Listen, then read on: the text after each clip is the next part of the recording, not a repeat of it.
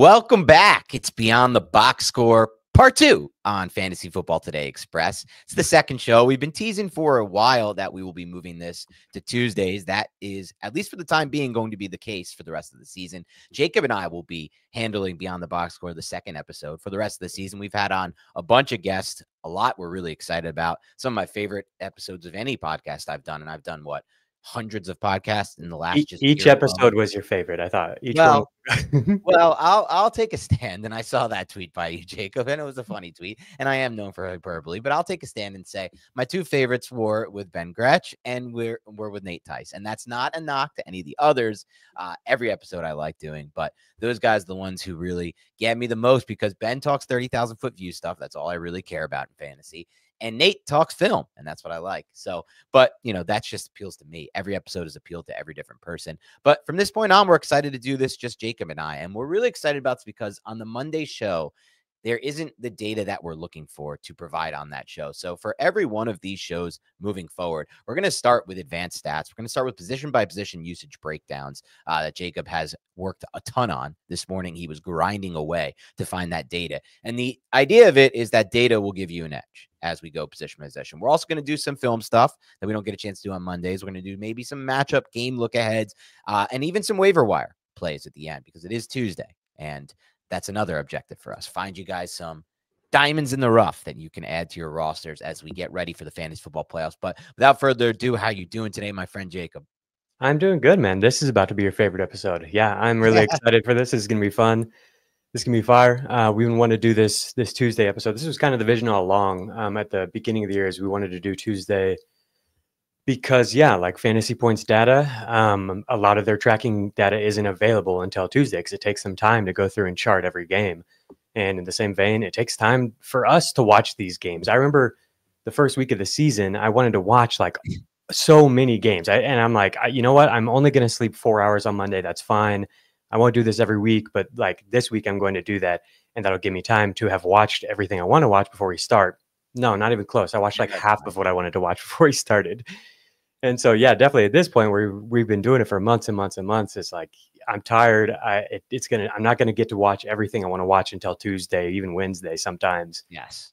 So yeah, this is awesome that we've got the opportunity to do this on Tuesdays now. And I think it's going to be a really good show and a really good compliment to the immediately breaking stuff that we do with Adam on Monday. And yeah, the other thing is I just want to thank everybody for showing up here and liking and commenting and everything. As the year has gone on, we've really built some traction with this show, and that's been cool. And that starts with everybody here. I really appreciate you guys doing that. I know Dan does as well. We've got a vision for this show, like we've talked about. And I think it'd be really cool, but it does require a lot of energy. Like you talked about, it took a lot of time prepping. Just this morning, I spent almost 4 hours prepping for this podcast. Love that. Which is crazy. It's a lot of research I need to do anyway, and it'll go into the rest of my work and everything. But it does take time. It takes energy to find all these dope guests and work with them to find a time slot that works to record and plan the podcast and get it all in a reasonable amount of time. And Dan and I have just been 100% powering this by ourselves. This is not in our wheelhouse. We're not producers. But we think it's worth it to make the show happen. And it feels good to be here several months in. And we've done it. We've been able to do it every week and produce the show and do it to the best that we can and make it high quality, which is all that really mattered to us, was that each week we came through with good content. And so I wanted to just take a moment to appreciate that and thank everybody for being here, and reciprocating that energy. It's cheesy or whatever that we keep bringing up. Please like the show, please comment, but that is how you can reciprocate it. And we do appreciate that. And it's culminated into now we're getting a steady 10,000 viewers each week. And that's really cool to not have seen a big drop off as the year goes on. Typically that's kind of how it goes with football content, as people get fatigued. And I think that says a lot about the show, that people are continuing to show up each week. And says a lot about the guests that we've had on too. I want to thank all of them for sure. Man, it's been a crazy run. We started with freaking Matthew Berry. That seems like forever ago, but yeah, first guest was Matthew Berry, then Rich Rebar, Danny Kelly, Pat Fitzmaurice, Adam Levitan, Seth Walder of ESPN Analytics, Scott Barrett, Ryan Heath of Fantasy Points Data. By the way, basically all my research today is powered by Fantasy Points Data. And you guys know how much I love it. It's free this week. So if you've ever been curious about it and wanted to check it out, all the stuff that I'm talking about and dig into it for yourself, you can do that. this week for free and see if you like it. Those guys, that was a great episode. Mike Wright of the Footballers, that was a lot of fun. Nate Tice, of course, was fun. The FFT crew coming on and helping us out, except for Adam. It was so much crap. I love you, Adam. And then Ben Gretsch to follow up the FFT crew was cool, and that was just like a perfect follow up and a perfect like summation to end our time with the guests. And so, huge thank you to all of them. Give us their time, give us their expertise, and like shared beyond the box score with their audience and helped us grow. And so that's really cool. The reason those were the people that we invited on is because like we hold a tremendous amount of respect for their work. So definitely Google them, find them on Twitter, whatever. If you're looking for more high quality analysis, go find those people. Yeah, and I also want to say I really appreciate everybody as well. Because look, the easiest way for when you start a show like this from scratch, you have a lot of ideas, some that come to fruition, some that take time, some that need time. But ultimately, what it comes down to is Jacob and I wanted to talk football. We love talking football. We have similar mindsets. We like the analytics. We like the stats. We like the deep data. And we like the film. And that's how we formulate our opinions on football. And we wanted to bring that to FFT because we both work for CBS Sports and FFT. And so it started with Beyond the Box Score, just an idea that we passed by Adam, who is producer and host of the show. It took off, the one we did start, the one we still do every Monday. And so why not branch off and do more of it? And I am most excited, Jacob, to be honest with you, about what we're going to do in the off season, because that's when my creative juices can get flowing, for better lack of term. And that was a weird one that I hope to never repeat again. But that's adorable. Creative juices that get a flow. Yeah. Okay. I'm too used to doing podcasts with my co-host, Nick Filato, the Big Blue Banter. He just, anytime I say anything that can be a sexual innuendo, he will just take it there, and he's warped my mind. But point being, like, in season, we're all in a grind. Jacob does great work on the newsletter with articles, with content, and I'm editor for CBS Sports. I'm doing a lot of work outside of podcasts. So in the offseason, I'm excited to get into that and really help people prepare for their drafts, Jacob. That's where I think we're going to be able to give the best edge to people, and dynasty drafts. That's where I really think we get into these rookies this offseason. I can't wait to watch tape of these rookies coming into the 2025 class and talk data with them and with you about them. So thank you again to everybody. We're going to get to the show. I know it was a long intro here, but I do want to say one more time. Get over it. Get over the long intro, skip ahead. I will be putting time codes this week. I'm going to save them before Xing out of the StreamYard. Mistake on my end last week. I called it a technical difficulty. Really, it was a Schneier difficulty. But with that said, I do want to say, to help support the show, we need your help. We want to turn this show into not just a YouTube show, but an audio show, a podcast. We need you to like and subscribe and comment. So if you hit the like button right now, it's the easiest way to help this show grow. It's going to push it up the algorithm, and that helps us. And then if you comment on the video, that gives us even more traction. So please do all of that. Without further ado, let's talk about what we're here to talk about, Jacob, the data. Let's get into some advanced stats, and let's talk ball. Let's get into it. Yeah, we're definitely both really excited for the offseason because you can get into that 30,000 foot view, which you talked about with Ben Gretsch and everything. And last week, I talked about how awesome and different Ben's perception is in his newsletter than mine. And it got taken as like Jacob's being so humble. And it's like, no, that's truly, it's much different. Like mine is micro level analysis. That's what we're going to do today, is like get into the nitty gritty of all the usage stuff, the matchup type stuff. I just don't have a lot of space for the 30,000 foot stuff. And that's why I'm so excited for the off season. But today we are getting into the weeds. Okay, so going to go position by position and give some updates on usage-based stuff, some leaderboards, and then we're going to go team by team and look at receiving stuff. And that might take a while. We'll see. That's where I spent the most time prepping. I think we can make this work.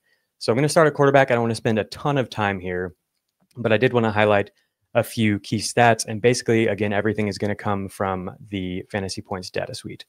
So the first one is catchable air yards. They have added air yards to their data suite, so you can now filter by catchable or not and see which offensive environments were the best for, receivers, tight ends, in terms of like actually producing opportunities that could have been converted to fantasy points. At the top this past week was Sam Darnold with 190 catchable air yards, Russell Wilson with 177, Jameis Winston, of course, 165, even in the snow globe. That's a bad day for him. He's almost always over 200. 164 for Jaden Daniels and 163 for Bo Nix and Bryce Young.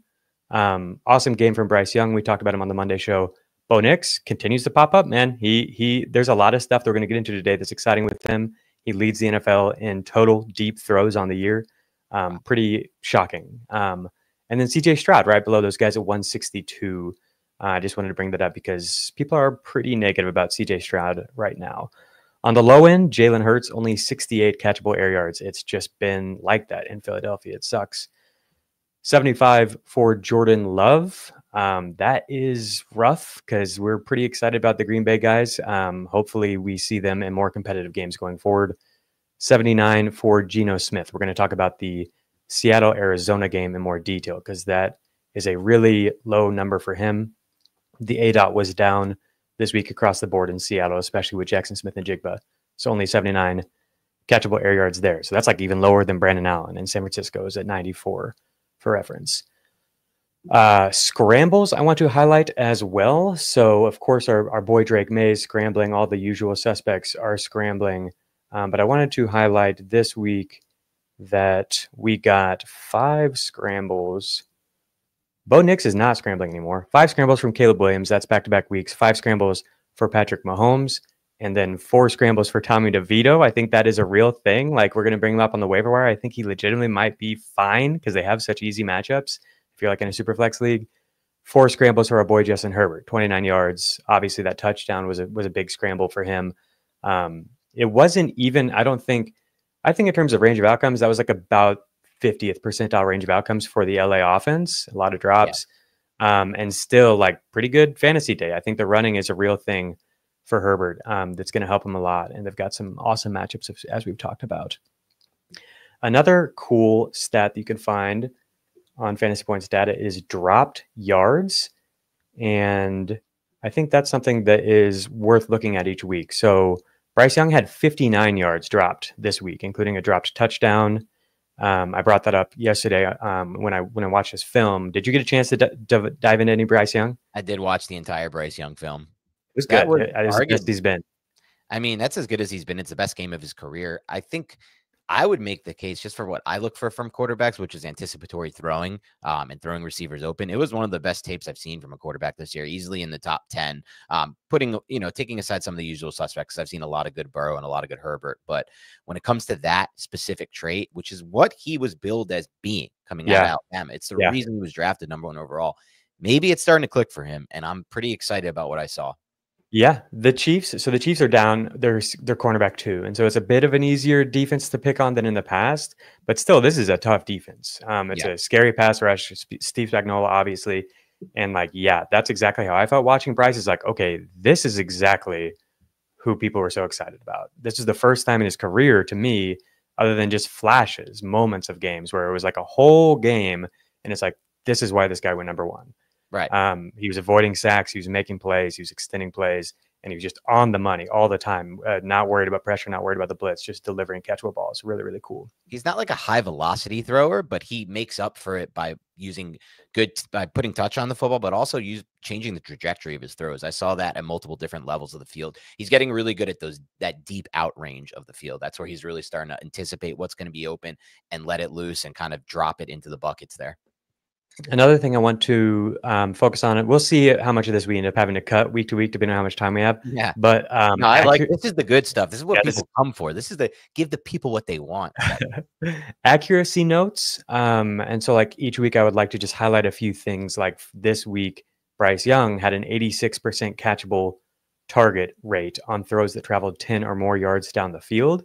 That was by far the highest of his career in a game. Typically, he's in the 40 to 60% range. He was at 86% this week, and that was on high volume. He threw 14 passes that traveled 10 or more air yards. So it's not a small sample size thing. It was just really impressive game. Patrick Mahomes is the only one who had a higher rate. 90% of his throws that traveled 10 or more air yards, 9 out of 10 were catchable for Patrick Mahomes. And then the other accuracy note was that Caleb Williams just keeps showing up better and better. Did you get a chance to watch any of Chicago? Fortunately, didn't get a chance. And I love watching Caleb Williams. Didn't get a chance to watch it yet. Yeah, no. I mean, I haven't watched that game either. He had an 81% catchable target rate, a 51% highly accurate throw rate. Those are significantly above where he's typically at.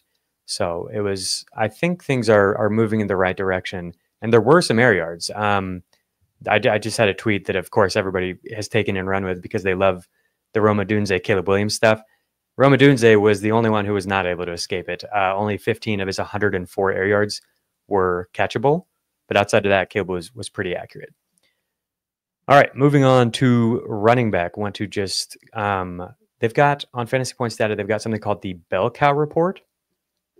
And if you go there, they've got kind of consolidated all of the main usage data points that you'll probably be looking for in terms of snap rates, percentage of the rush attempts, and route rates and stuff like that.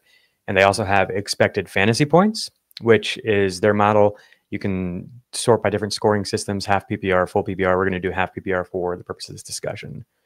So I'm just going to read off the leaderboard here at running back this week.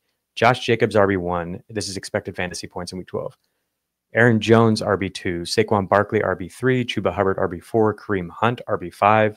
Tony Pollard, Jahmyr Gibbs. Amir Abdullah, RB8. Nick Chubb, Joe Mixon, Bucky Irving, RB11. That's the highest he's been all year. He's been somebody who's been dramatically outproducing his expected fantasy points pretty much all year long, and he did again in this game. And so that, if we can get him where he's up in the top 12 in expected fantasy points, then yeah, we're really cooking. I don't know how. I feel like just based off what we saw last week, if we expect that again this week against Carolina, or if we even were to project an increase, then it's like you could. Our top 8 running back, you could push him as high as you want. That's what he was this past week in terms of scoring. Issue being, of course, that there's so many good running backs in fantasy this year. Right. Yeah. From a top 8 sample. Yeah. But easily a RB1 play. By comparison, when you look at the other running backs, it's like his role doesn't feel as secure. Right. But then if you just look at it from a math standpoint, it's like he's been outproducing this number by so much. And now this number is in the same range as all of these other guys. Kenneth Walker, RB12. In expected fantasy points. Devon Achane, RB15 in expected fantasy points. Christian McCaffrey, RB16. Kyron Williams, RB17. So he's in the same range as those guys, but he's been producing with Saquon Barkley, Derrick Henry type of efficiency in terms of outproducing that expected fantasy points number. And so especially when he's in a good matchup like Carolina, I think you could put him as high as you want him, honestly. I think you pretty much are starting him this week is the answer. Yeah, I mean, look, I think I saw this stat from Dave yesterday. He took the lead in running back receptions and receiving yards over the last 5 games. And now he has 6 fewer on the season. Shout out Dave Richard than Rachaad White. So it's at this point, especially with that Sean Tucker fumble in the red zone. And I think he had the most carries or the most touches inside the 3, Bucky Irving. So there's upside for this to continue to grow. Yeah, his route rate was 56%. Rachaad White's was 33%. 7 of White's 10 carries came in the fourth quarter of a blowout. I think it's Bucky is the guy. We'll see going forward. So that's your top 12 in expected fantasy points. Derrick Henry was RB14. He's often going to be outside of this range and then just outproduce it. A few guys that didn't play last week, I wanted to give just a zoomed out view a little bit in terms of where they fit in expected fantasy points. Chase Brown over the past month is RB1. Alvin Kamara over the past month is RB3 in expected fantasy points. Bijan Robinson is RB9. Breece Hall is RB20, which really surprised me. Those guys were on bye this past week. But yeah, the reasoning for Breece is he only has 3 red zone carries during that time. No carries from inside the 10. Braylon Allen is the only one who has it. He has 1 carry from inside the 10, Braylon Allen. So that all goes into the expected fantasy points. Where are these carries coming? Where are the targets coming and all that? So that just wanted to bring up Chase Brown is the one who really jumps out, but also Kamara. If Kamara stays healthy and the Saints stay competitive, yeah, he's going to smash. And then Tyrone Tracy was the last thing I wanted to talk about at running back. I saw this from Ryan Heath at Fantasy Points Data that Tracy did not run a single route until after the fumble. He got his targets at the end of the game, but before that he was just pass blocking or not even on the field on passing downs. And do you have any thoughts on Tracy now that you've seen the game and thought about it a little bit longer? Yeah, obviously watched all the tape of that. So there's a few things on Tracy. First of all, with the way that the Giants offensive line has developed, they lost their left tackle, Jermaine Illuminor, in this game. And he was originally their right tackle, converted to left tackle. They have basically their 3rd string and 4th string tackles starting. Interior offensive line is taking a step back. They're using their running backs in pass protection more than they have, at least in this game. That was clear and evident on the tape. I think that will continue with neither of those tackles practicing, at least for this Thursday's game against Dallas. So fewer routes. We were hyped a little bit about DeVito using the running backs in the passing game. That wasn't the case. To be quite frank, nothing really worked in the passing game for the Giants. It was very ugly tape. In the second half, a little bit of anticipation outside the numbers to Malik Neighbors. It's about all that they got going in the passing game. That should be better, maybe, but not guaranteed. guaranteed he is a UDFA quarterback who doesn't see the field well, doesn't manage pockets well, really shouldn't be starting in the NFL. If it's up to me, if it was my choice. But that's the situation they're in. So the key here, though, is the Tracy fumble, because that's what, 5 fumbles on the season, I believe. And this one was really correctable, and he took the blame for it, Jacob, after the game. It's a coaching point. He has the ball, his elbow extended, which you can't do as a running back, 3 points of contact, and barely played until the end after that. So I don't think he's benched necessarily, but I think we'll see a lot more Singletary moving forward. Do you think that there's still a possibility of him being league winner type of guy? Yes, 100%. But it's going to just based on how easy the schedule is, but it's going to require the coaches trusting him early, I guess, which I'm not so like. I would say there's a chance of it, but I'm less optimistic about it for a multitude of reasons. I think so. Line, like the veto, and just the fumbling. Yeah, I think just like in terms of range of outcomes in a post-bye rookie game, this was like terrible, worst bottom 10th percentile outcome. And so like projecting forward from there feels dicey. It feels really bad right now. But if he comes out and is good in this next game, I think we're basically back on track. We do need to see some targets, though. One other thing about that, just one more note. The Giants are using less zone read and zone read option without Daniel Jones in. There's not much of a threat, the quarterback running. I mean, DeVito tried it once or twice, not a threat. That's going to impact Tracy or Singletary, whoever is back there, from just the fact of the defense ends are going to be crashing down. Yeah, that's a good note. That was something we were looking for this week, but didn't really get it. Okay. Moving on to wide receiver, the top 12 in expected fantasy points at wide receiver this past week. Puka Nacua, wide receiver 1. Keenan Allen. Yeah, man. Puka, he's so good. So good, yeah. Keenan Allen, wide receiver 2. Jacoby Myers, wide receiver 3. Josh Palmer, wide receiver 4. There was a lot of meat left on the bone for Palmer. Some of that was his fault, but also like he was open deep on that post and Herbert just kind of missed them. Yeah. David Moore, wide receiver 5. We'll see what happens there when Jalen Coker's back. Cortland Sutton, wide receiver 6, just continues to pop up at the top of XFP. CeeDee Lamb, Roma Dunze, Nico Collins, Jalen Waddle, top 10, love it. Josh Downs, wide receiver 11, expected fantasy points. Jordan Addison, wide receiver 12. A few guys that didn't play this week. Jamar Chase, wide receiver 1 over the past month. T. Higgins, he's only played 1 game, but in that game, it was awesome. I think anytime he's been healthy, he's like top 10, top 8 in expected fantasy points. Khalil Shakir, wide receiver 13 in expected fantasy points over the past month. Darnell Mooney, wide receiver 20 over the past month, ahead of Drake London, who is a bit banged up. So we'll see coming out of the bye what that's like. But I would expect all of those guys, those are all, players on potential fantasy or potential playoff teams, to be like the focal point of their offense coming out of the bye going forward. The last thing I wanted to hit on was some separation score notes. Check on my Twitter. I just posted a big list of like players who surprised me. And there's some interesting ones on there. I'm only going to hit on a few of them here. Mike Evans, wide receiver 2 in route win rate in week 12. This is again per fantasy points data. Only active receivers with a higher separation score than Evans on the year are AD Mitchell and Dontavian Wicks. There's a little foreshadowing for our waiver wire section later. He's been good, and he looked good again in his first game back. So that's exciting. It's funny you mentioned that, Jacob, because I just had this long 5-minute conversation with my co-host on our Giants film review, where it was just like, when we watch the tape, we've seen so many receivers play the Giants over the years. Evans doesn't get enough credit for his route running and his nuances within his route running. I believe that he is honest. Like, that data is backed up by the film. And I think it's a big reason why he's able to win. Even at less than 100%, he was able to win so many routes this past week against the Giants. I think that's going to continue. And the rapport that he and Baker have, that's what it really comes down to. I mean, thinking about it, just watching all these offenses and quarterbacks, where I'm at with this, Jacob. I believe that timing and rhythm of the passing game really decides an offense and decides a passing game. Can you get the ball out with anticipation, on time, lead a receiver into space? Baker is doing that better than almost any quarterback I've watched this year on tape, besides Burrow, at least who faced the Giants.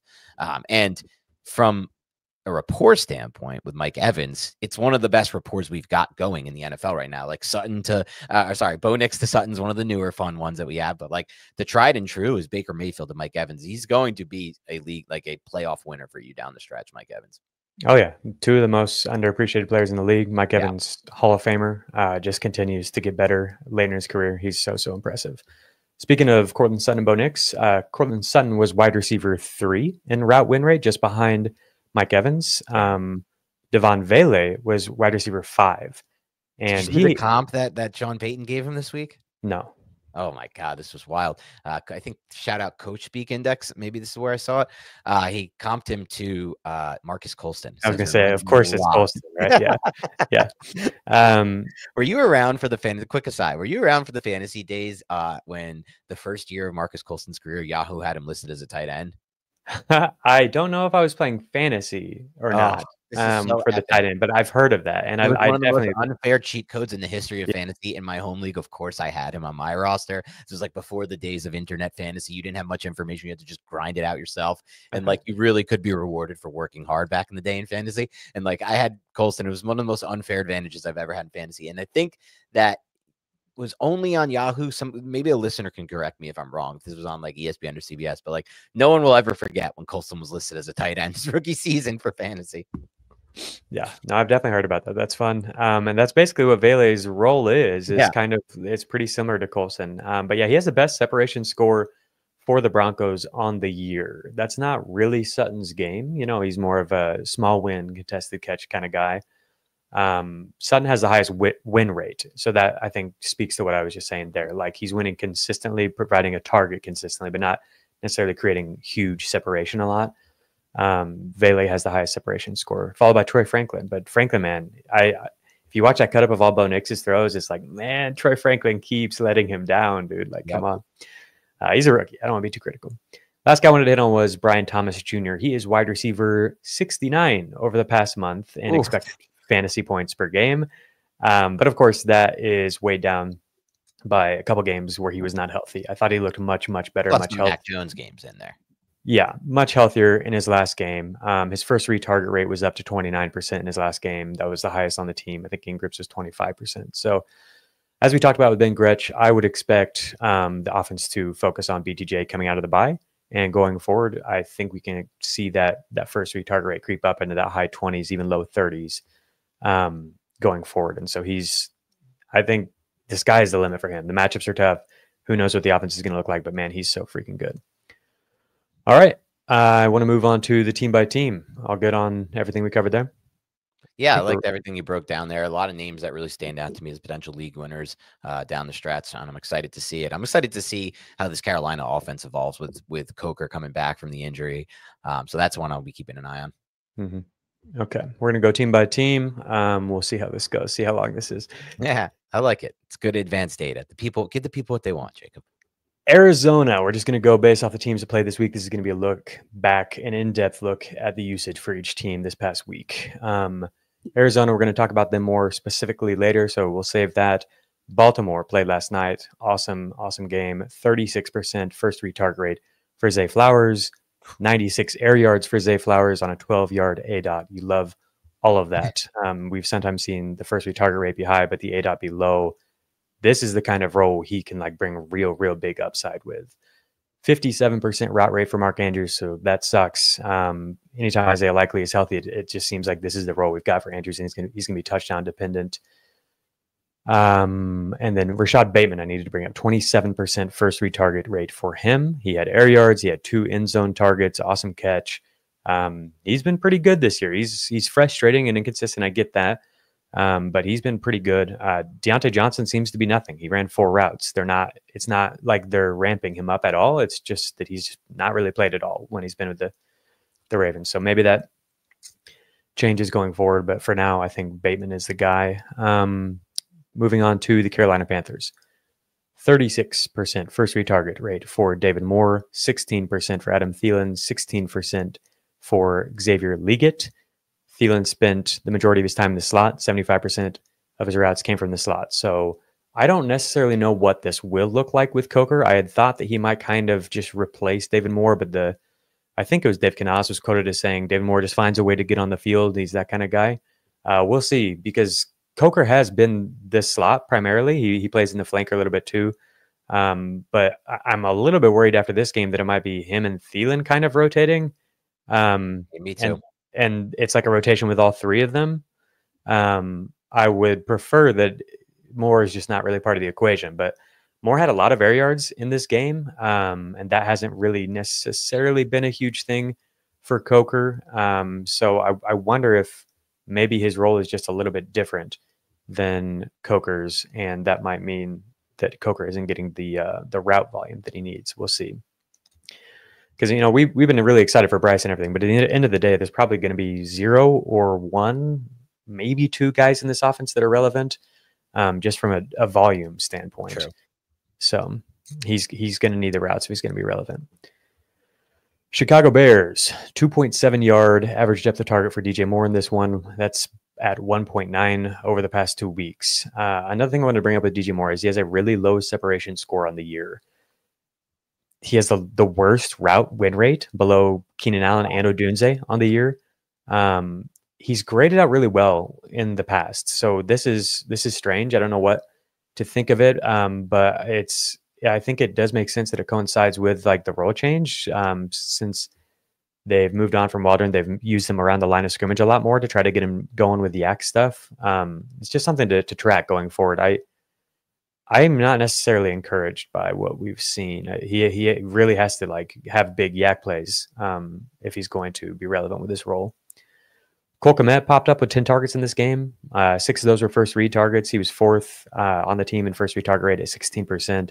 Just tons of volume altogether for Chicago in this game. They had 73 offensive plays. That was the second most in the NFL. 76 air yards for Kmet, 126 air yards for Keenan Allen, 104 for Odunze. But like I said at the top, only 15 were catchable.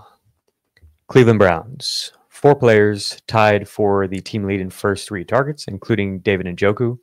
His rate had been trailing behind the wide receivers, so it was good to see him up a little bit. I don't know if there's much to take away from this game, honestly, just because of the conditions. But yeah, it could have been a much bigger game for Njoku. Dropped an end zone target. But yeah, definitely the snow affected things. Judy looks like the wide receiver 1 for now. 22% target share, 30% air yardage share for Judy. Dallas, the Wan'Dale Robinson-fication of CeeDee Lamb continues. 36 air yards. Great way to describe it. 36. I heard that from someone else. I think it might have been the underdog guys like Josh Norris and Henry. So bad. So true and so bad. So 36 air yards. 36 air yards on 10 targets. Luke Schoonmaker had a 56% route rate, so that's not quite high enough for him to be relevant. I don't think. One of my favorite little tight end prospects from that draft. Yeah. He was second on the team with a 12% first read target rate. So I think they're just going to try to scam a lot of stuff to Lamb, and he might be good for PPR, but there's probably not a lot of upside. True. And again, I'm just worried about how long he's going to do this. Wow. If this is what we're doing here, and he's already banged up. Built so many of my auction rosters around Lamb. It's such a disaster. I have him like sitting there in the lineup. Like, I guess get me like 9 or 10 receptions for 60 today. Like, yep. Touchdowns coming. I just traded him away in the magazine league. I'm in first place in that league, and it's an important league, obviously. And I traded away him to Jamie Eisenberg for Jaden Reed, just straight up swapped him. Wow. And even though Jaden Reed did nothing this past week, I still feel fine about that. We'll see. I don't hate it. I don't feel much hope with CeeDee Lamb. I tried like 5 other trades trying to get more, and it just wasn't happening. And I was like, honestly, I think Jamie's going to do this, and I'm fine with it. We'll see. Denver, Devon Vele, Sutton tied for the team lead with 29% first read target rate for those guys. 93 air yards for Vele, 115 for Sutton. All of Sutton's air yards were catchable. 77 of 93 air yards were catchable for Vele. So good job, Bo. It's amazing that the Broncos have become one of the healthiest pass games in the NFL. It really is. But we should have maybe thought about this. Like, look at what I guess Sean Payton's done in his career. He's such a damn good schemer. It's like, that's the one thing I didn't put enough time into. Like, is Sean Payton this good? And we were maybe held back a bit by Russell Wilson last year on this team and what it looked like with those guys. But Bo Nix is running this offense better than those guys can. For sure. And good job to both these receivers too, not just Nix and Payton. Like, you have to present an open target for the target to be catchable. You can't catch a ball that a defensive back bats down. So these guys are playing at a high level. But yeah, I do think Payton has a lot to do with like their average separation score as well. I think that's another thing to keep in mind when you're looking at separation scores. This is not just the true measure of a receiver's skill necessarily. 2 more end zone targets for Sutton in this game. He's 3rd in the NFL with a 48% end zone target share on the year. Wow. Detroit Lions, Amon-Ra St. Brown. A legit league winner. Like, straight up down. Like, yep. I traded him away like at the worst time in a dynasty league. And my buddy that I co-managed with, just like every week, he's like, "I can't believe we did that." You know who we got? Christian Watson. I don't hate that at the time. I actually kind of love that at the time, but Detroit Lions, Amon-Ra St. Brown and Jameson Williams tied with a 25% first read target share. Sam LaPorta's was at 17%. What do you make? Can we talk a little LaPorta? I want to get your thoughts because I was very low on him coming into this year, but mostly because I don't want to invest that type of capital in a tight end like that who's coming off the tight end one season. That was kind of a fake tight end one season, but it really feels like he's just no part. Like he's almost unstartable at this point to me. Yep. Yeah. What happened? What's happening there? Is it just no targets? This was a good game from a usage standpoint. This was, that's what's happened is he's completely disappeared. He's like 30. Weird. He's like 30th at tight end and first read target rate. He's been really good. He's been better than he was last year in terms of converting with efficiency, like with the opportunities that he has. The opportunities are just so limited. When Jameson Williams plays, he's just an afterthought. They're just like, we have this amazing player, but we don't need to go out of our way to get him the ball because we have all these other amazing players and the offense is working. We're the best offense in the NFL. So that's where we're at with LaPorta. Jameson Williams, I think, is the more interesting discussion. He has the highest average separation score among qualified players on the year. Let's go. And that's obviously Ben Johnson's stat, but it's higher than Amon-Ra St. Brown's. Yeah, I'll watch him at Alabama. That's a Jameson stat too. He's healthier now, and he's a beast. Yeah, so that's exciting. Moving on, Green Bay, 29% first read target rate for Romeo Doubs. He's going to be out, right? I haven't heard any update. I have to assume he's going to be out this week with a concussion. I made a joke about Dontavian Wicks finally being worth the fab. All the budget you blew. And everybody was like, what are you talking about? And it's like, well, he's playing, right? Isn't he? He's going to play with Doubs out. I have to assume he will. And I think that is exciting for him. Who would you rather start this week, Watson or Wicks? It's Watson still for me. It's just so frustrating with Watson. I started him last week, cost me a league. I was with you. I thought maybe they get going against San Fran. I mean, he had a wide open bomb that he just dropped. Yep. That would have changed his whole week. But outside of that, there's just not enough usage in between the 20s. There's not enough of a red zone role that I was hoping he would have. So I don't know, man. I think I'd probably prefer Watson just because there's more upside than Wicks. I think Wicks is a borderline top 24 receiver. And I know people are going to hate that because he let them down that one other time in that one game. And he's had drops and that bothers people. But he's top 5 in average separation score on the year. He's been really, really good. And I think if he steps into a full-time role here in a potential shootout, unless you've just got really good starters, that's somebody you take a chance on. All right, 3 targets apiece for Watson and Reed in the Week 12 game. Only one was catchable for Watson, but it was very catchable. It would have been a 49-yard touchdown. It was just a beautiful throw by Jordan Love, and Watson just dropped it uncontested. And so that is frustrating, but again, it's good to see that he continues to create separation. He's actually had by far the best year of his career in terms of creating separation. True. Only 15 air yards for Jaden Reed on his 3 targets. So, yeah, it's just there's not much to see here because they ran the ball so much. But this week against Miami could be a shootout, and the next week against Detroit, I would have to think they're going to need to throw the ball. So I'm still buying these guys. Houston Texans, both Nico Collins and Tank Dell are top 8 on the year in terms of creating multiple steps of separation, in terms of like the percentage of the routes where they created multiple steps of separation. I think Dell has taken a step forward over the past month. Like I think he's looked a lot better. He's really been like deadly on horizontal breaking routes. And then he's now on the field for 2 receiver sets. He's getting a lot more deep looks, play action looks and stuff like that he wasn't getting with Stephon Diggs healthy. So I think that these two could both eat. If like the line can hold up, that's a huge if. But if the line can hold up and Stroud can deliver, I know those are big asks, but there's definitely upside for both of them. 33% first read target rate for Nico in this game, 19% for Tank. Joe Mixon got 3 first read targets, which is unusual. I think maybe they're looking to like scheme him some receiving looks because the run game has been stalling out. I just bring this up because CJ Stroud hates checking down. He has by far the lowest running back target rate of starting quarterbacks, and that's something that was the case in college as well. So like this is the only way Mixon's going to get targets is if they scheme stuff to him. 70% route rate for John Mechie. So I guess he's going to be the guy who stays on the field. That's just, we'll see. Maybe it doesn't matter. Maybe Houston just sucks. But I think they could put up some big numbers down the stretch. Indy, 32% first read target rate for Michael Pittman, 28% for Josh Downs. Alec Pierce had 4 targets for 122 air yards. Only 1 of those were catchable for 33 air yards. 2 drops from the tight ends. That position group is just killing Anthony Richardson this year. I want to focus on Pittman. Pittman accounted for 4 of 7 receiving first downs. He created some yak. He created some downfield separation. These are not things we've been able to say about Pittman for a long time.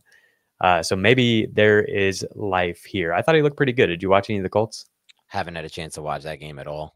I think it could have been a lot better. I know we say that after every Anthony Richardson start. But Kansas City Chiefs, 27% first read target rate for Travis Kelce, 23% for DeAndre Hopkins. Noah Gray gets the touchdowns, but I do think Kelce remains a top 5 guy based on volume. Hopkins only had a 45% route rate. So yeah, his playing time is not increasing, but he is a really important part of this offense. He led the team with 4 first downs. We'll see. I think he might scale up as they get closer to the playoffs. But it's probably just going to be this kind of a role. But he does make big plays, and he's a threat to score a touchdown any given week for sure. Xavier Worthy, I was actually encouraged by this game. This is the first time all year that I've been able to come on and be like, I've got positive Xavier Worthy takeaways. Okay. 4 first read targets, 18% first read target rate for Worthy. I thought this was his best game all year. He forced the missed tackle. He was creating separation down the field and drawing targets down the field. He drew a target on a corner that was a good route, drew a target on a post, and drew a target on a deep out. So just love to see that, with the caveat that it came against Carolina. All 3 of those reps were against Mike Jackson and not J.C. Horn. So, take it for what it's worth. But yeah, the deep ball on the post, Mahomes just missed him again. Clean pocket. The ball was late. The ball was underthrown. I don't know. I don't know why. Some of these, it seems clear that it's like, it's Worthy. I just remembered my buddy this weekend was like, do you think it's a problem for Worthy that Mahomes, everyone else on the team is extremely slow? And then when he throws to Worthy, it just is really throwing off his timing. Bad galaxy brain take. I think to me, this is my galaxy brain take.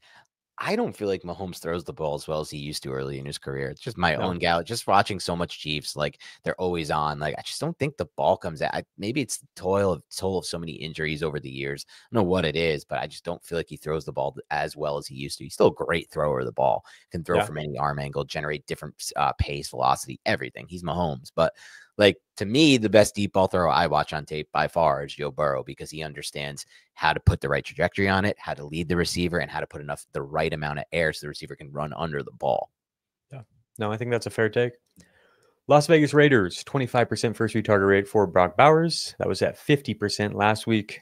He's going to match up against Spagnuolo, who stymied him the first time around. We'll see how that goes this week. I hope Aiden O'Connell can play. I can't watch. Desmond Ridder is going to kill my Brock Bowers shares. Yeah. 34% first read target for Jacoby Myers. Miami Dolphins, 32% first read target rate for Jonnu Smith, 19% for Jalen Waddle, 16% for Tyreek Hill, 10% for Devon Achane.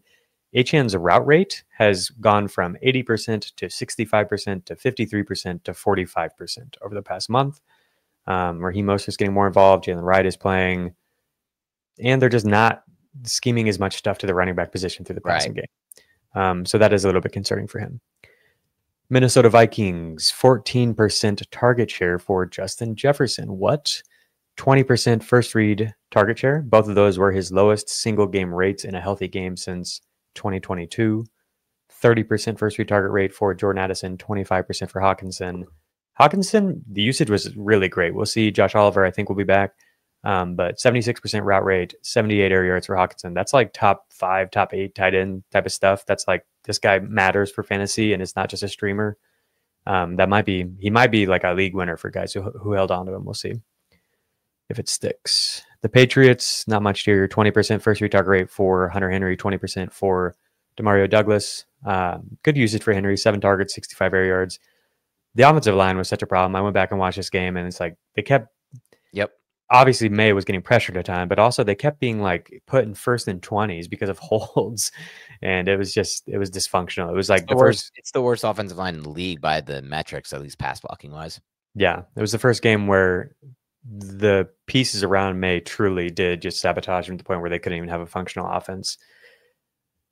New York Giants, 35% first read target rate, former league neighbors. 60 of 82 air yards were catchable. We'll take that. For Tommy DeVito, that's not bad.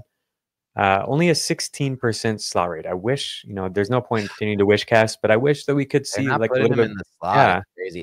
It's the Wan'Dale Robinson effect that we talked about earlier. There's nowhere to play Robinson but the slot. yeah. It's a problem. Eagles, 40% first read target rate for A.J. Brown, 33% for Dallas Goedert. So Devontae Smith remains out. He's viable.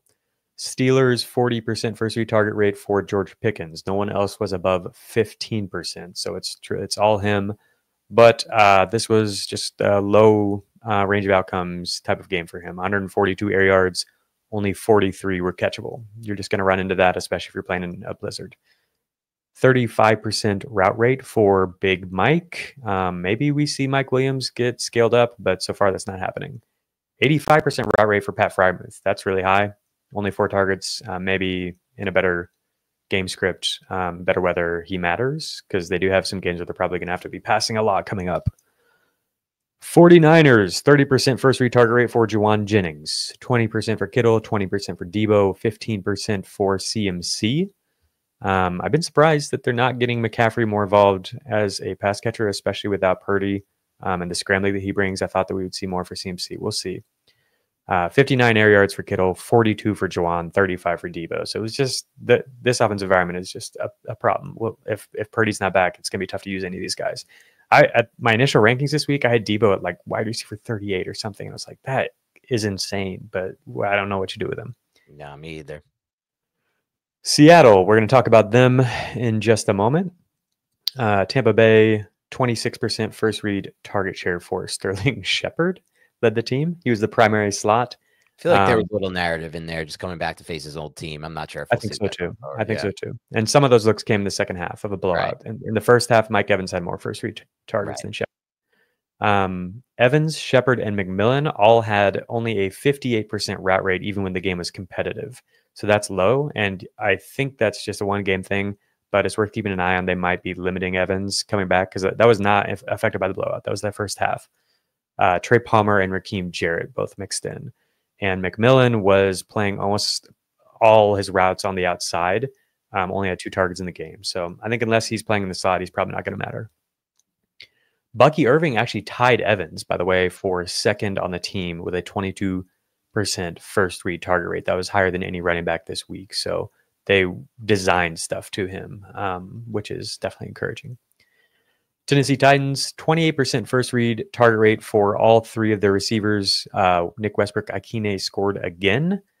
He led the team with 117 air yards, 77 for Calvin Ridley. I don't really understand why Ridley gets ranked so high.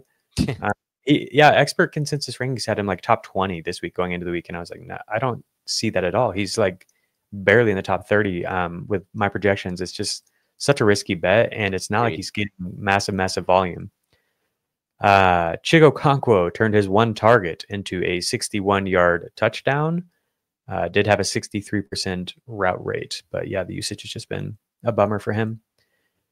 And we'll wrap up with the Commanders, 77% route rate and 8 first read targets for Zach Ertz. He tied Noah Brown with a 27% first read target rate for the team high. That's really good. Ben Sinnott is not a thing. If anything, his role has shrunk. He's basically splitting time with John Bates almost identically. It's as long as Zach Ertz stays healthy, he looks like a top 12 tight end. I didn't get a chance to watch that, but I do get the feeling we're hitting that, every year end of season lull from Cliff Kingsbury and his offense. I feel like at this point with McLaurin, it's like one big play changes his week every week, but he feels like somebody who could really be a letdown in fantasy playoffs. Yeah, the McLaurin, the underlying usage for McLaurin is terrifying. He's somebody who I brought up on a few different podcasts 2 or 3 weeks ago because I was not sure what to make of him. It seemed like it was really unsustainable. And then it's like, yeah, we're seeing the bottom really fall out here. 20% first read target rate for him in this game. Noah Brown had more targets and air yards, 9 targets and 106 air yards for Brown.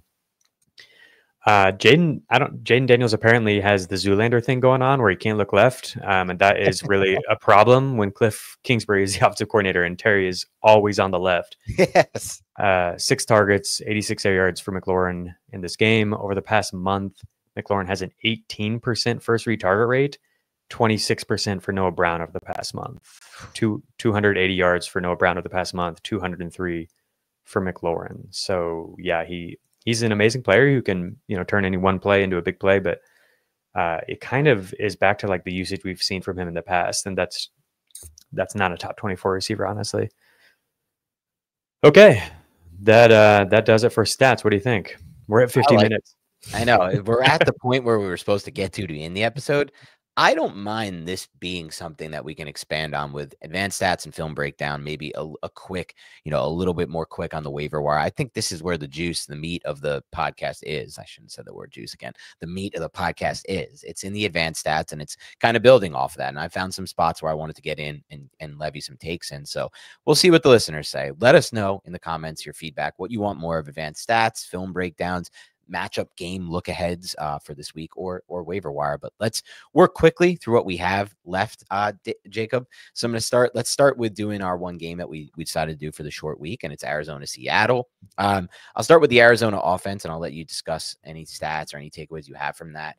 I thought that this was the game that I expected to see from Mike Macdonald when he came over to Seattle. Maybe it just took him some time to get used to the personnel he has, and I don't think this is going to be the ideal personnel grouping he has moving forward. I think it's what he was able to inherit, but so many simulated pressures that led to sacks. And the first drive was killed on a 2nd and 6 sack by a simulated pressure. And then I watched throughout the game, Jacob, and there were so many examples of just 4-man pass rushes, not some simulated pressures, some not, where the entire integrity of the pocket broke down for Arizona. Some issues at tackle, but massive issues on the interior offensive line. I haven't watched that much Arizona this year. I know you've probably watched more because of MHJ. I think this is one of the worst offensive lines I've seen, just from how many pressures they allowed quickly, killed plays with just 4-man pressures. That's the weird part. I thought the interior pocket integrity was not there all game, constantly pushed back into Murray's lap. First, Marvin Harrison Jr. target came on a 3rd down, massive push off by him, but he got away with it. The 2 plays that stood out to me from Marvin Harrison were the back shoulder that he almost turned into a touchdown. That was like how he should be used, like contested catch situations, let him use his body control. And then a win he had later in the game that I noted on a 3rd down, just an inside slant, quick, good outside release to get into, to break inside, threw his hand up, knew he won the route clean.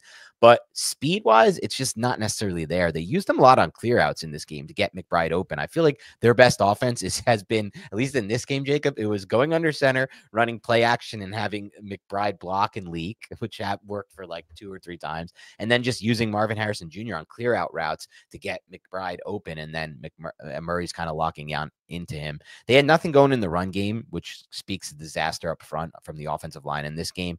That's really where I thought this game was lost for the Cardinals. The offensive line was dominated by just 4-man fronts from Seattle.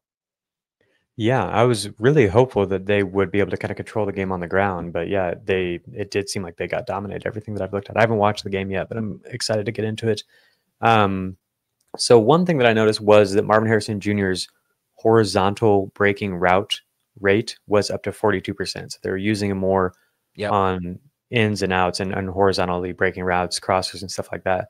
And part of that was that, just to jump in real quick from a schematic standpoint, part of that was that they used more tight splits in this game than I had seen them use earlier in the year when I watched a little bit of Cardinals, which is interesting because it gets him lined up close to the line of scrimmage, which I think is overall best for him than having him isolated outside.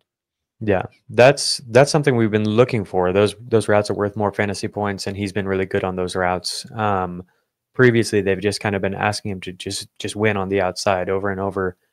So up from 32% to 42%. We'll see if that sticks, but maybe is a good note in an altogether like pretty discouraging game for him and the Cardinals.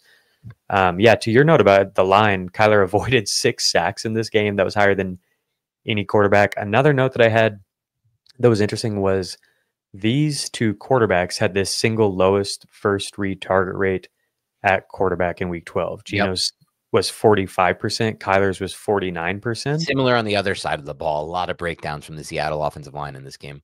Yeah, so I was curious if that was a good job defensively, not letting these quarterbacks get where they want to go. Arizona, I know all year has been really good at preventing first read targets. They have the lowest opponent first read target rate. And then I was curious what you saw from Seattle. It sounded like the defense played really well. Defense played well. They did some interesting things I'm not used to seeing from Gannon. Like it's less just like cover 3 from him that he's used to. A lot of like amoeba looks, crowding the line of scrimmage. I thought Geno did an excellent job, a better job than Kyler, navigating the pocket, finding those second reads, and playing good individual football. Geno is such an interesting quarterback to watch, man. Like he doesn't get a lot of respect around the NFL, I think, because the stats can be bad overall. He makes bonehead mistakes at times and things like that. But he's really not working with a lot right now. I am not as impressed as others have been, I guess, Jacob, with Ryan Grubb's offense. I don't find it to be that good. I'm not surprised it's not translating college to the NFL when you don't have those wide hash marks and the field side isn't miles open like it is at Washington against Pac-12 defenses. So without that space, it's been tough. And Geno's, in my opinion, at least in this game, did an excellent job navigating through that, finding different options and beating pressure. His average depth of target was way down. He had the lowest ADOT of any quarterback. A lot of that was JSN. His average depth of target was below 2 yards. Did you have any thoughts on the route concepts or the receivers or who was getting open, who wasn't? I felt like the receivers actually did a good job getting open. There a lot of times there just wasn't time to stay on schedule for this offense again with Geno, which kind of throws everything off. And then, when it comes to like what's the word, like jailbreak type ball, like backyard type football, Jackson Smith-Njigba is a loose player. Like he can get open in those situations. So I thought he was the best fit for that style of for how the offensive game played out, basically. Okay. And for those of us who don't know, can you tell me what an amoeba look is? Oh yeah, so this is essentially like when a defensive coordinator puts like all of the guys on the line of scrimmage at once, and you don't know who's going to bail at the snap and who's going to actually blitz. Okay, it's the Brian Flores. Yeah, I mean, that's who does it the most, but it's been going on for years. Like coordinators have been using this forever. Cool. I know. I was just, for those of who don't know, I just wanted to clear that up. It reminds me of like, and I think you should still like, I know, but like for those who don't, I'm not stupid. I'm smarter than you. You know what I wanted to do for like months on this show? We've never found a spot to do it. We're going to do it right now. We're going to break stride in this show. We're going to get back to the football in a second. What is so for those who don't know, don't ask me for a favorite, dude. Well, I'm going to ask you for a favorite because I want to give my take on my favorite. Jacob and I are huge fans of Tim Robinson. I think you should still leave. And the Detroiters, which I started watching with my brother. We went on a trip. We watched like 12 episodes of the first season. Epic show. Really freaking funny. Wow, almost slipped up. It was close. But I didn't. But I caught myself. I did not Azer it. Okay. Azer has made that slip up. And we have issues with editing, so I'm glad I didn't do that. But but what is your favorite skit? And I think you still leave. And then I'm going to give you mine because I really. You gotta. It's. I think you should leave. There's no still. Oh, I don't like you saying that. I truly like. People ask me for favorites bothers me. My brain is just neurotic and like it puts me in like this where I'm like, how can I possibly choose? Fine, one? You don't have to give your favorite. I'll say the hot dog skit from season 1. It's just extremely bizarre and just encompasses like the whole thing. Like I love when he's like, somebody should find out who this guy was and give him a spanking. And he's like going through all this bizarre logic that makes no sense, but he is getting that other guy with like the double chin is like starting to agree with him. And he's like, yeah, actually like considering his viewpoint. And it's just like, this is so ridiculous. Yeah. What do you think mine is? I don't know, dude. I'll give you a hint. It actually doesn't even involve Tim Robinson. My favorite skit on the entire show does not involve Tim Robinson. And some people are gonna hate this segment of the show, but I had to get it out. I wanted it. You'll have to deal with 2 minutes of talk. I'm trying to think of ones that don't have Tim Robinson. The Scrooge one in season 1. Like I'm blanking on ones that he's not in. Should I give you another hint? You gotta tell me. Santa. Oh yeah, Crashmore. Is that what it's called? Yeah, Detective Crashmore. No, not that. Well, that's Santa Claus. Santa brought it early. Oh, with Patty Harrison. What? He's with Patty Harrison. He's in that skit. Did I stutter at the very end? He is in that skit. Did I stutter, Megan? I just die every time I hear that. She just like for sure. And she goes into that voice, brought it early, and then the coworker's like, "What? Did I stutter, Megan?" The first time you see Patty Harrison, like you're just in shock. You're just like in awe of like she's so strange, and like Her what facial she's expressions in that skit are just elite level comedy for me. But we need to get off of this. We need to get back to the game that stuff. So like for my let's wrap up with goodness. tape there. I think we got a good amount there. Let's wrap the show here with some maybe let's do some waiver wire to wrap the show because Yeah, we for are running sure. low on time. What do you got Yeah. for this week? So these are guys that are below 50% rostered on CBS. Drake May still, which I am taking personally, because I've been writing them up in the newsletter for like Take it 5 weeks, personally. and I guess nobody's reading. Drake No, May, they're reading. They're reading. he's got the Colts this week. I know he had this disappointing game last week. It was the first where he didn't really produce from a fantasy standpoint, but the rushing is still there. 4 scrambles last week, and I just think he's the best you're going to do on the waiver wire. And he's got his bye after that, but I think he's somebody you can use the rest of the way. Honestly, he's so good. I think he's good enough that it doesn't really even matter that much what the matchup is, because like the Patriots are going to get blown out either way, probably, and so it's just going to be the Drake May show, kind of whatever happens. And he's going to run. He's going to probably create some big plays with his arms, and most weeks that's going to add up to 15 plus points. Derek Carr is another guy to consider. He's got the Rams this week. That game has a massive over-under, 48.5 points. Rams versus Saints. That's tied for the second highest in week 13. So I think you could do worse than rolling with Carr. And then our boy DeVito, I'm curious what you think about him. He's got the Cowboys, so definitely a spot where the Giants could put up points. For what it's worth, this does have by far the lowest over-under this week, but he's running a little bit. Do you think you can trust Tommy in 2 QB leagues? Zero trust you should have for Tommy DeVito this week. Just a note: since Micah Parsons' return, the Cowboys' defense has looked like night and day. From what I've seen, they are going to absolutely eat up a 3rd and 4th string offensive tackle for the Giants. This is going to be a disgustingly ugly game. I would not start DeVito, and I would be worried starting Neighbors. Yeah, that's totally fair. All right, running back. Hopefully this is not a good ad, but Devin Singletary is probably at the top of a pretty rough running back week. I would say I think I prefer Gus Edwards. Is that where you're at? I prefer Gus, yeah, but that situation's a little tricky to me. Yeah, we don't know what the extent of the injury is with Dobbins. Right. It was weird because it looked like he was testing it on the sideline and then just decided and couldn't come back in the game. So I don't know. But yeah, that's where we're at with running back. It's a bad week. You can take a chance on one of those guys and hope that they play a bigger role, but you also could get like 2 points from them. Jerry McNichols, I guess you can go with him from Washington if Eckler is going to be out. Brian Robinson maybe wasn't full health, so he's somebody who could play a role, but again, could give you 2. Justice Hill is probably the safest guy in terms of scoring points. And he's not a bad stash, I think. Like if something were to happen to Derrick Henry, who's had a massive workload, I think they love Hill and he would play a lot. And then other stashes are Blake Corum, Jalen Wright, and Khalil Herbert. Khalil Herbert, man, like if something were to happen to Chase Brown, who's handling a huge workload, by the way, it's like 25 to 30 touches every game. Khalil Herbert's on a high-powered offense too. Khalil Herbert's really good. So those are some guys to stash. Wide receiver is where the juice is this week.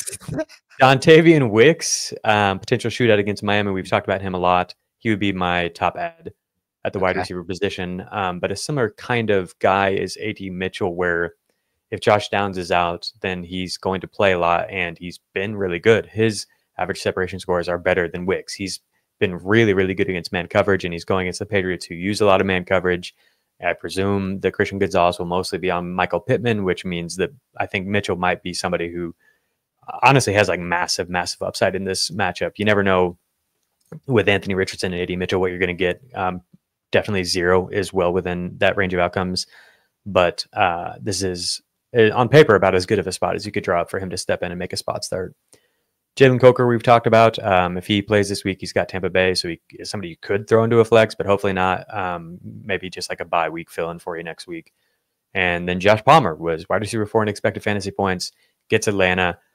Man, Atlanta's defense was so unbelievably bad. I don't know where they're at with guys coming back from health. Do you have any idea? I haven't looked at practice reports. It's too early in the week. I've not looked yet at Atlanta. It's just been crazy because since you mentioned that on yesterday's show, I was just like, this defense wasn't at that level of bad at any point this season. So I wanted to look into it, but I haven't had a chance. For what it's worth, this game has a 47.5 point over under, and the Chargers are favored by, I think, 2.5 points.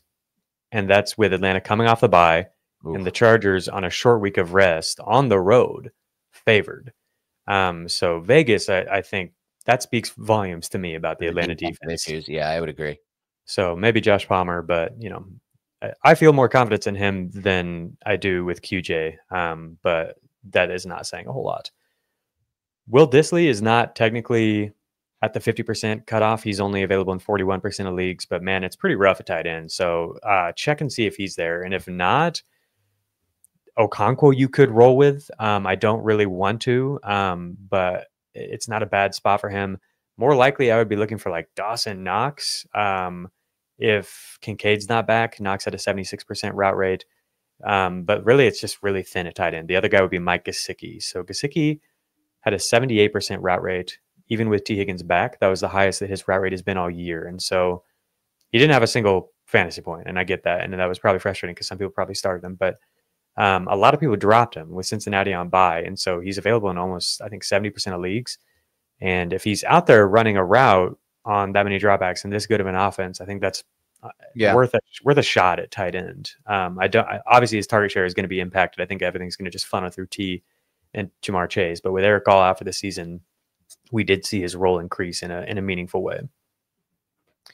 That's all I got. You got anything you want to throw in? Any of those? It's a pretty bad week for waiver wire. Bad week for waiver wire. I mean, obviously, if you're looking at it for a short-term play, like last week, Amir Abdullah was a nice short-term play, mostly because he scored.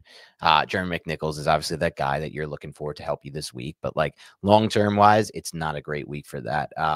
I would say that just if you're looking at like stashes that can help you maybe in the playoffs, I still think Trey Benson is a guy that you just got to get on your rosters. They've been working him in more and more, and that offense can produce in the run game when the offensive line is playing better. And at any point, James Conner could go down. We've seen that. We know that. I think Khalil Herbert was a great call by you, Jacob. That's one that I have on my list of stashes. Just given what I've seen on tape from him, loved him at Virginia. I've talked about him in that class, and then he's shown it at the NFL level. Great burst, and will be used in the passing game if he ever gets a role. So those are just the stashes I would prioritize. Benson's at 58%, which is why he didn't get mentioned, but definitely him and Braylon Allen, 51%. Those guys are fine stashes. I would prefer Benson of the two. So you can check and see if they're there. How's your buddy doing that spent all his fab on Dontavian Wicks? Is he still alive? Does he still have his 10% left that he can now spend on him again?